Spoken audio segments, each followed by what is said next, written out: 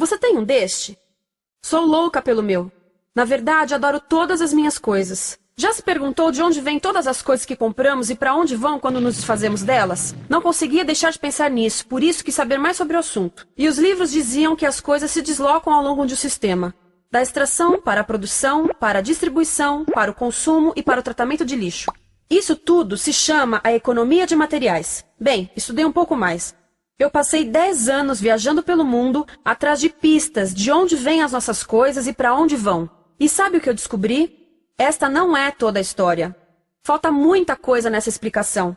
Em primeiro lugar, neste sistema parece que está tudo bem, sem problemas. Mas, na verdade, é um sistema em crise, porque trata-se de um sistema linear. E nós vivemos num planeta finito. E não se pode gerir um sistema linear num planeta finito, indefinidamente. Em todas as suas etapas, este sistema interage com o mundo real. A vida real não acontece numa página em branco.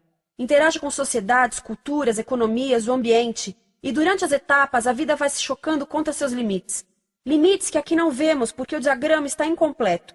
Então, voltemos atrás para preencher alguns espaços e ver o que falta. Uma das coisas mais importantes em falta são as pessoas. Sim, pessoas. As pessoas vivem e trabalham em todas as etapas desse sistema, onde algumas são um pouco mais importantes que outras. Algumas têm maior poder de decisão. Quem são elas? Comecemos pelo governo. Meus amigos dizem que eu devia usar um tanque para simbolizar o governo. E isso é uma realidade em muitos países, e cada vez mais também no nosso. Afinal, mais de 50% dos nossos impostos vão para os militares. Mas vou usar uma pessoa para simbolizar o governo, porque acredito nos valores e na visão de que o governo deve ser das pessoas, pelas pessoas, para as pessoas. A função do governo é olhar por nós, cuidar de nós. Esse é o seu trabalho. Depois vem as corporações. O que leva as corporações a parecerem maiores que o governo é porque elas são maiores que o governo.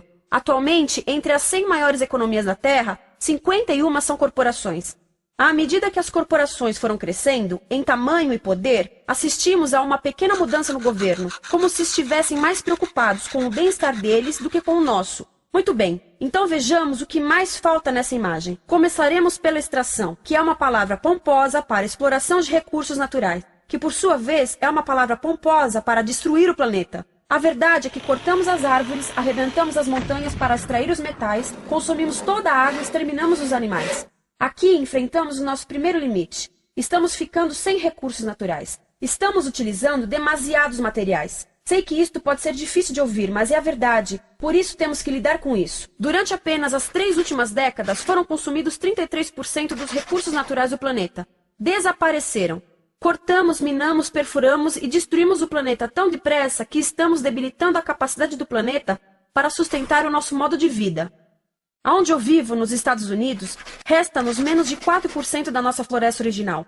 40% dos cursos de água estão impróprios para o consumo. E o nosso problema não é apenas estarmos utilizando demasiados recursos, mas o fato de estarmos utilizando mais do que a nossa parte. Temos 5% da população mundial, mas usamos 30% dos recursos mundiais. Se todos consumissem ao ritmo dos Estados Unidos, precisaríamos de 3 a 5 planetas. E sabe uma coisa? Só temos um. Então, a resposta do meu país a essa limitação é simplesmente ir tomar dos outros. Este é o terceiro mundo, que alguém dirá tratar-se apenas de uma expressão para designar o local para onde foram as nossas matérias-primas. E o que é que acontece?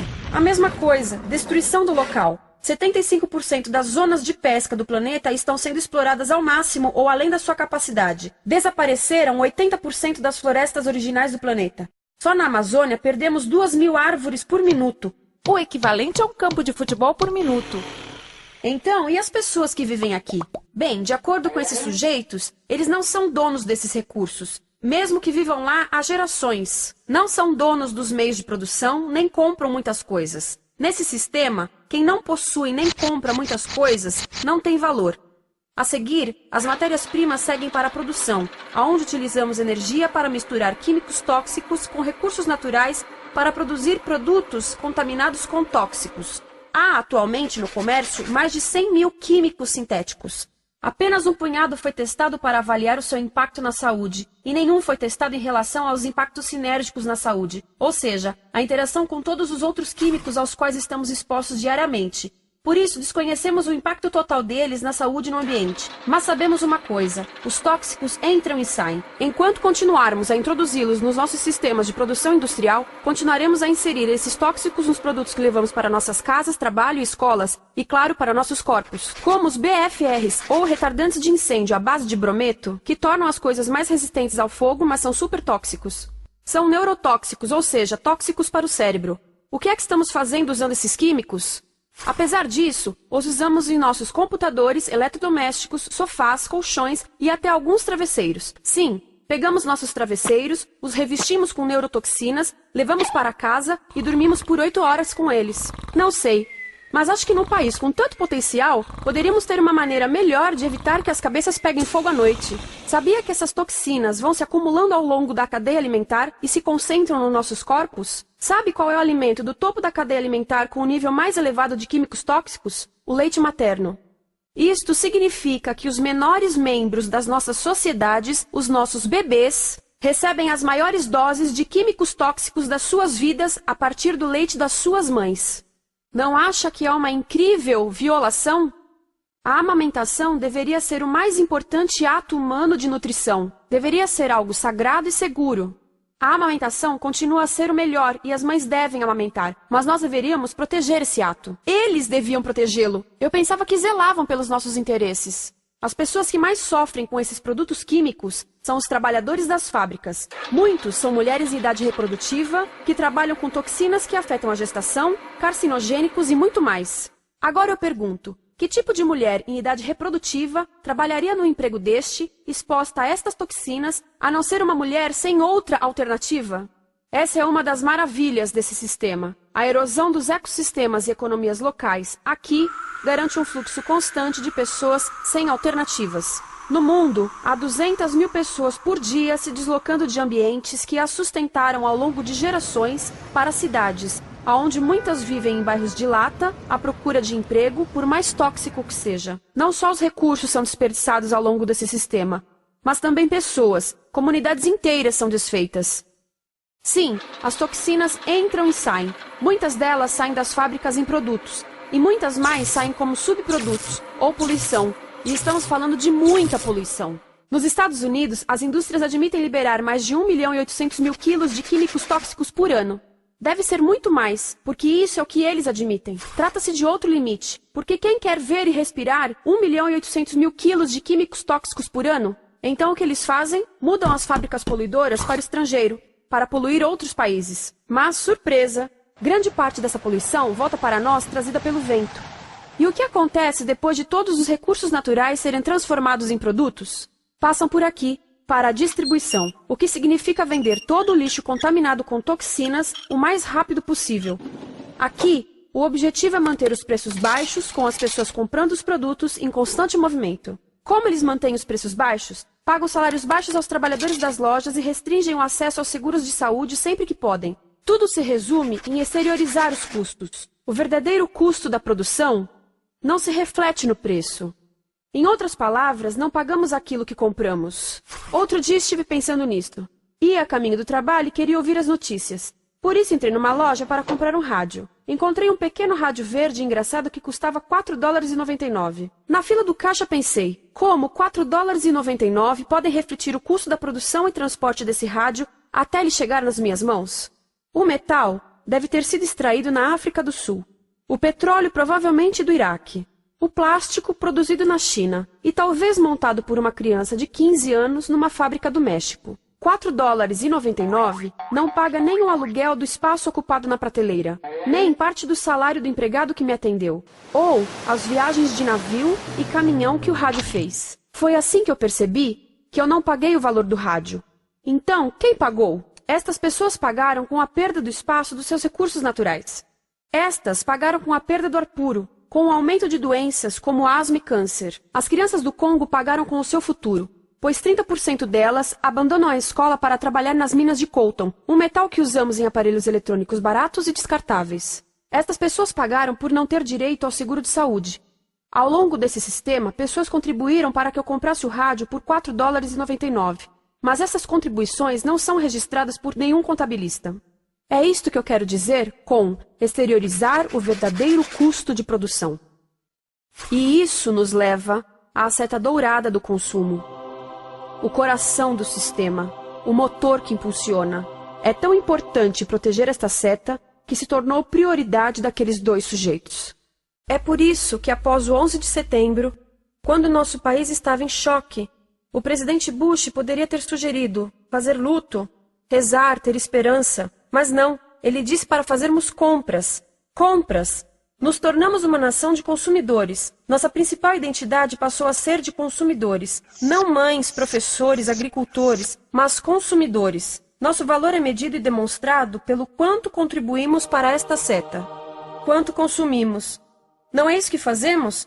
Compramos, compramos, compramos. Manter os produtos circulando. E como circulam? Sabe qual a porcentagem dos produtos que circulam através desse sistema que ainda são usados 6 meses depois da venda na América do Norte? 50%? 20%? Não, 1%. 1. Em outras palavras, 99% das coisas que nós cultivamos, processamos, transformamos, 99% das coisas que percorrem o sistema são lixo em menos de 6 meses. Como é que podemos gerir um planeta com esse nível de rendimento? Mas não foi sempre assim. Hoje, o consumidor médio americano consome o dobro que há 50 anos. Pergunte à sua avó. No tempo dela, a boa gestão, a engenhosidade e a poupança eram valorizados. Então, como é que isso aconteceu?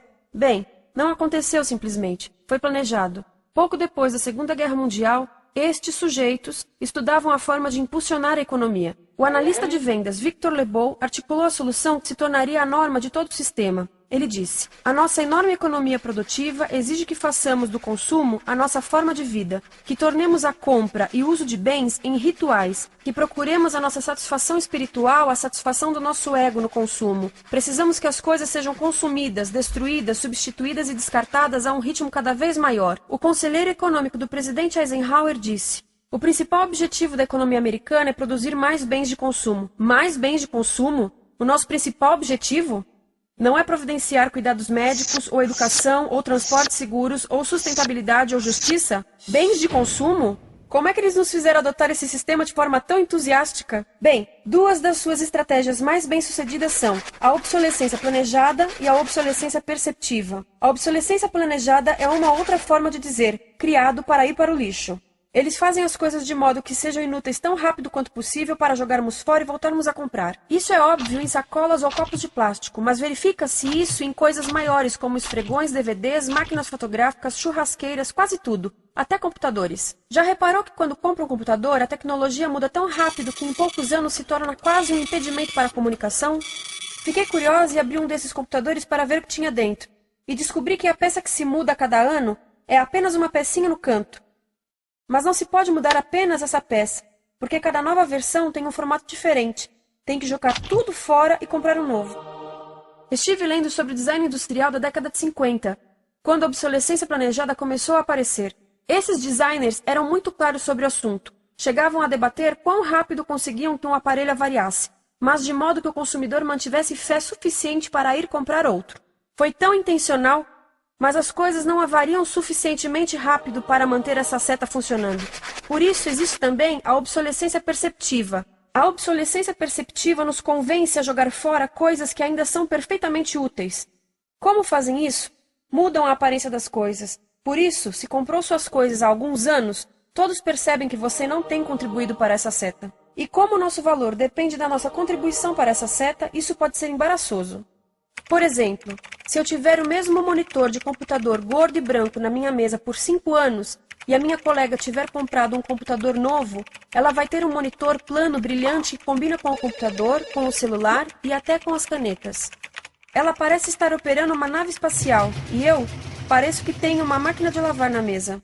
A moda é outro bom exemplo. Já se perguntou por que os saltos dos sapatos das mulheres passam de largos para finos num ano e no próximo de finos para largos? Não é por haver um debate sobre qual deles é mais saudável. É porque usar saltos largos num ano de saltos finos mostra que você não contribuiu recentemente para a seta. Por isso não vale tanto quanto a pessoa com saltos finos ao seu lado, ou em um anúncio. É para comprarmos sapatos novos. A publicidade e a mídia em geral têm um papel importante nisto. Cada um de nós nos Estados Unidos é bombardeado com mais de 3.000 anúncios por dia. Vemos mais publicidade num ano do que as pessoas há 50 anos viam em toda a vida. Qual é o objetivo de um anúncio, se não nos fazer infelizes com o que temos? Por isso, nos dizem 3.000 vezes por dia que o nosso cabelo está errado, nossa pele, nossa roupa, nossos móveis, nossos carros, nós estamos errados. Mas tudo se resolve se formos às compras. A mídia também ajuda a esconder tudo isto e isto. Por isso, a única parte da economia que vemos são as compras. A extração, produção e envio para o lixo acontecem fora do nosso campo de visão. Por isso, nos Estados Unidos, temos mais coisas do que tivemos antes, mas pesquisas mostram nossa felicidade declinando. Nossa felicidade teve seu pico na década de 50, a mesma época em que a febre consumista explodiu. Coincidência interessante. Acho que sei o porquê. Temos mais coisas, porém menos tempo para o que realmente nos faz felizes. Amigos, família, tempo livre. Estamos trabalhando mais do que nunca. Analistas dizem que não temos tão pouco tempo livre desde a sociedade feudal. E sabem quais são as duas atividades que mais fazemos no pouco tempo livre que temos? Ver televisão e fazer compras. Nós, americanos, passamos 3 a 4 vezes mais tempo comprando do que os europeus. Assim, nessa situação ridícula, vamos trabalhar talvez em 2 empregos, e quando chegamos em casa exaustos e sentamos no sofá novo para ver televisão, os anúncios dizem que não prestamos, então vamos às compras para nos sentirmos melhor. Depois trabalhamos mais para pagar o que compramos e chegamos em casa mais cansados, vemos mais televisão que nos diz para fazermos compras outra vez, e estamos nesse ciclo de trabalhar, ver, comprar, e podíamos simplesmente parar. Então, no final, o que acontece a todas essas coisas que compramos? Nesse ritmo de consumo, não cabe tudo em casa, apesar do tamanho médio das casas ter duplicado nesse país desde os anos 70. Vai tudo para o lixo, e isso nos leva ao tratamento do lixo. Essa é a parte da economia de materiais que conhecemos melhor, porque nós temos de levar o lixo até a esquina. Cada americano produz 2 quilos de lixo por dia, o dobro do que fazíamos há 30 anos. Todo esse lixo ou é despejado num aterro, que é um grande buraco no chão, ou ainda pior, primeiro é incinerado e depois despejado no aterro. As duas formas poluem o ar, o solo, a água, sem esquecer que alteram o clima. A incineração é realmente ruim. Lembra daqueles tóxicos da fase da produção? Bem, queimar o lixo libera esses tóxicos no ar. Pior ainda, produz supertóxicos novos, como a dioxina. A dioxina é a substância mais tóxica feita pelo homem, e os incineradores são a principal fonte de dioxina. Isso significa que podemos parar a principal fonte da mais tóxica substância conhecida e feita pelo homem, simplesmente parando de queimar o lixo. E podemos parar hoje. Algumas empresas não querem criar aterros e incineradores aqui. Por isso, também exportam os resíduos. Então, e a reciclagem? A reciclagem ajuda? Sim, a reciclagem ajuda. Ela reduz o lixo nessa extremidade e depois reduz a pressão para minerar e colher mais nessa extremidade. Sim, todos devemos reciclar, mas reciclar não é o suficiente. Reciclar nunca será suficiente, por 2 razões. Primeiro, o lixo que vem das nossas casas é apenas a ponta do iceberg. Para cada saco de lixo que deixamos na esquina, 70 sacos de lixo são criados anteriormente, só para fazer o lixo desse saco que deixamos na esquina. Assim, mesmo que pudéssemos reciclar 100% do lixo das nossas casas, não se chegaria ao coração do problema. Além disso, grande parte do lixo não pode ser reciclado, ou porque contém demasiados tóxicos, ou porque é criado de início para não ser reciclável, como aquelas caixas de suco, que têm as camadas de metal, papel e plástico, todas coladas. Não dá para separar essas camadas para reciclá-las. Como se vê, é um sistema em crise. Por todo o percurso, estamos batendo em limites, do clima em mudança ao decréscimo da felicidade. Simplesmente não está funcionando. Mas a parte boa de um problema tão generalizado é haver tantos pontos de intervenção.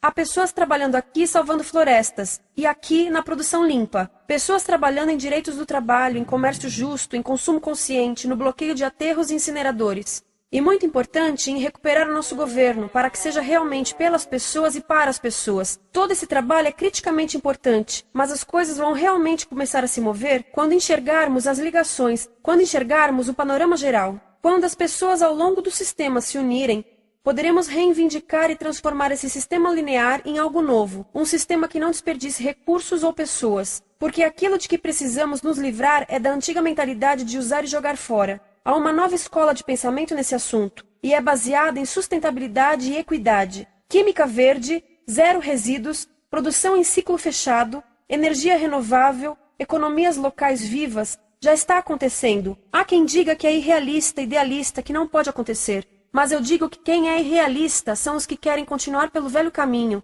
Isso é que é sonhar. Lembre-se que a velha forma não aconteceu por acaso. Não é como a gravidade que temos que conviver. As pessoas a criaram, e nós também somos pessoas. Por isso, vamos criar algo novo.